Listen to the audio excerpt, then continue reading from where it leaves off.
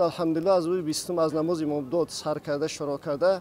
تمام مسجدها کشوده شدند و آن چیزی که پیشتر رایج بود مردم به عبادت خود آماده عبادت کرده رفته ایستادند. مسئله الحمدلله در جمهوری تاجیکستان به قید گرفته نشد، همچنین که در جمهوری همسایه به قید گرفته شد، اما الحمدلله در جمهوری ما در تاجیکستان یگان نفر به این بیماری مبتلا نگردیدند.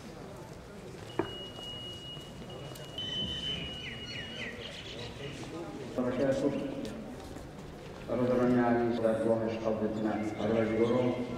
خود رو فرزندانی رو جمله مؤمنین نصیب رو دیگر شما مسلمان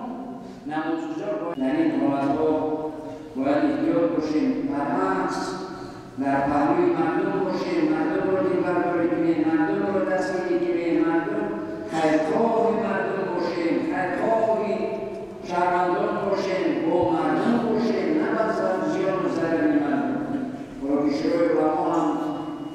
در توجیه‌نامه خود برای خیرخواهی مردم که مبادا اگر خدا را شکر الحمدلله که امروز او را به قید گرفته نشده است،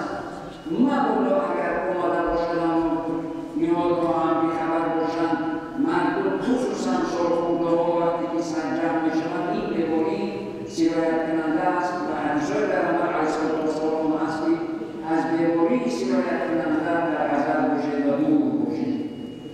در ماه سفر کشید، در ماه سفر از برای خدا حسن انسان یکونه و یکونه باید مقابل کردن مردم به تحصیل و رفتار در این حذر کنید همچنان که از در